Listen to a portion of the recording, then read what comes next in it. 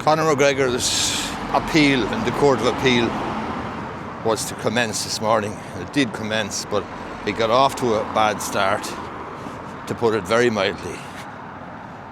If you could use the most appropriate emoji for what happened, you'd be looking at the monkey emoji with the T, you know, the one with the hands over the eyes. I think that would have been the most appropriate one.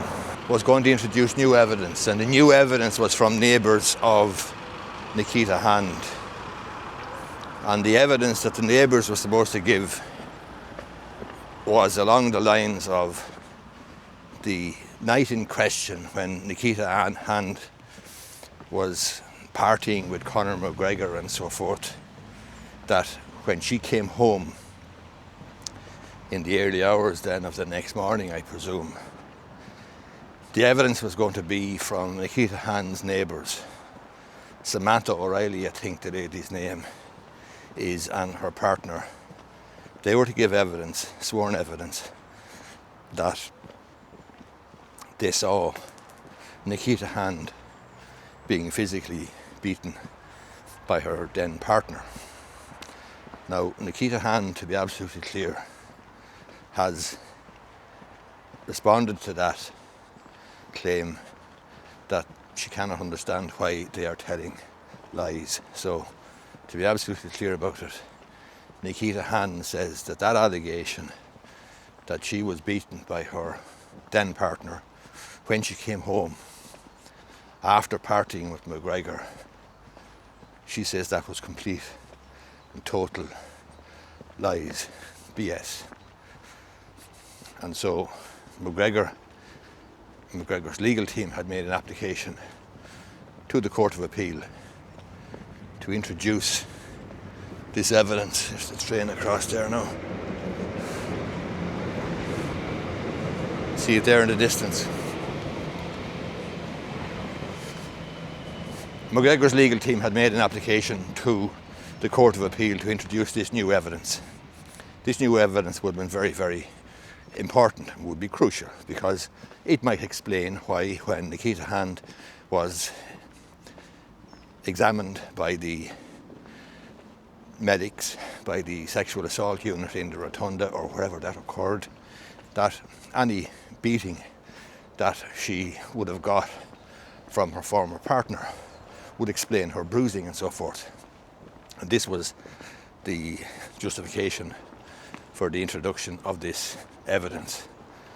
But lo and behold, where the monkey emoji, the one with the hands over the two eyes, the hands at 45 degrees, is appropriate, on the way to court this morning, Senior Counsel John Gordon, I think his name is, for Nikita Hand, learnt of the withdrawal of the application by McGregor's team to introduce this evidence.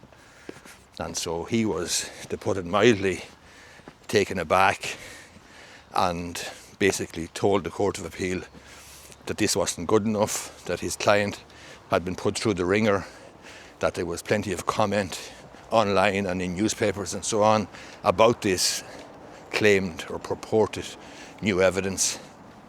And lo and behold, the application to introduce it was withdrawn on the morning of the commencement of the appeal.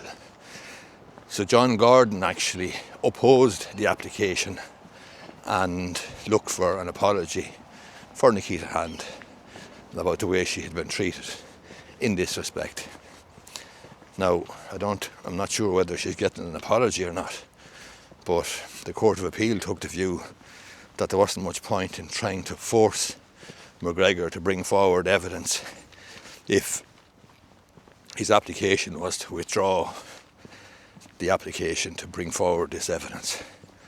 But in terms of his appeal, and in terms of winning his appeal, and in terms of persuading the Court of Appeal that he shouldn't have been found by the High Court jury to have raped Nikita Hand, in relation to that appeal, this withdrawal of this evidence, which would have been very important, doesn't look great.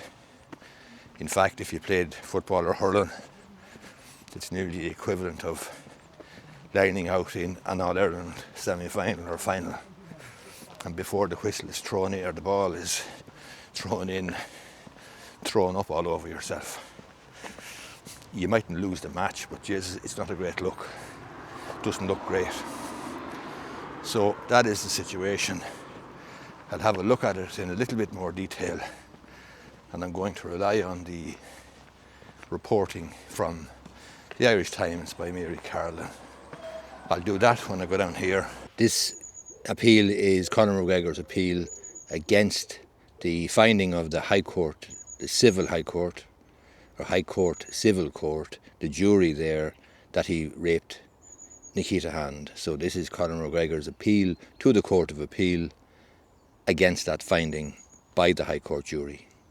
The hearing is expected, the Court of Appeal hearing, the appeal is expected to last 3 days or so, and that was the beginning of it this morning, the withdrawal of the application to introduce this new evidence in support of Conor McGregor's appeal. Yes, the reporting is by Mary Carlin in the Irish Times. So Conor McGregor withdraws application for fresh evidence from Nikita Hand's neighbours in this appeal of the civil rape finding. Nikita Hand's counsel, John Gordon, was shocked at the application to withdraw, which he only heard about on the way to court. Lawyers for McGregor applied on Tuesday to withdraw a fresh evidence ground of the appeal. This was related to claims by a former neighbour of Miss Hand that from her own home she had heard and observed a row between her and her former partner at their home within hours of the encounter between Miss Hand and Mr. McGregor in the Beacon Hotel in December 2018.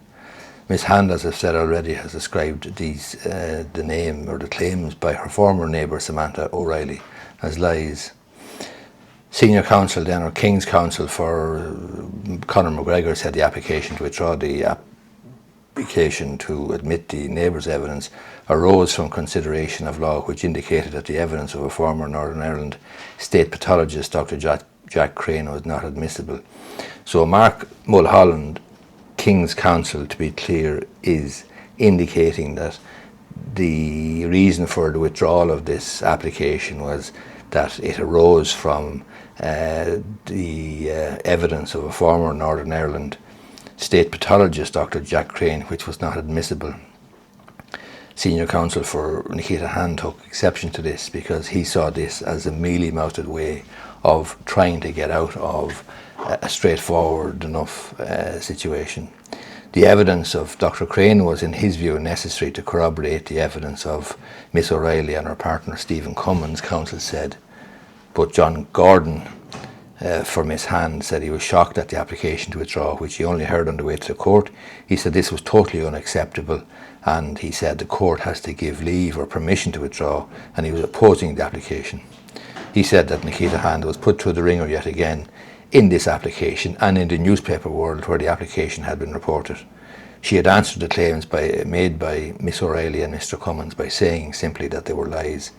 That was now conceded, and the court shall allow him to cross-examine Miss O'Reilly, her partner, and Mr. McGregor's solicitor, Michael Staines, about the matter, counsel said.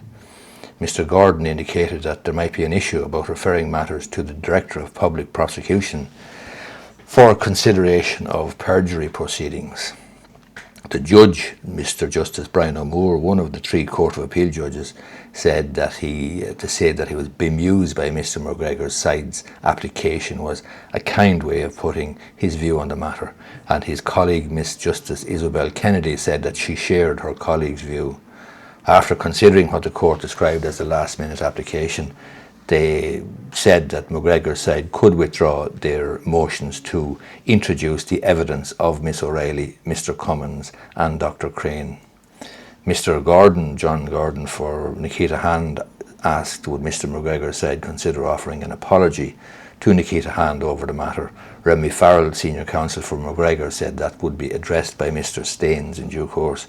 Michael Staines is Mr. McGregor's solicitor.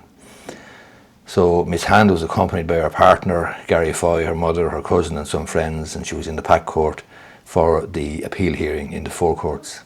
McGregor has appealed against the High Court civil jury's finding last November that he assaulted Miss Hand and basically raped her. The jury awarded Miss Hand €250,000 in damages, and the trial judge subsequently ordered Mr McGregor to pay her legal costs. Mr McGregor has a number of grounds of appeal.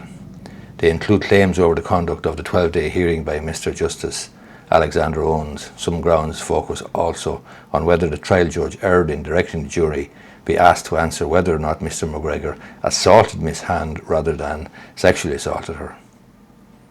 As part of his appeal, McGregor provided affidavits by Samantha O'Reilly and her partner Stephen Cummins, former neighbours of Miss Hand when she lived in Drimnagh. Miss Hand, in a replying affidavit, has described as lies claims by Miss O'Reilly that bruising on her body, which she alleges was caused by McGregor in the hotel on December 9, 2018, may have been caused following an alleged row between Miss Hand and her then partner in their home hours later.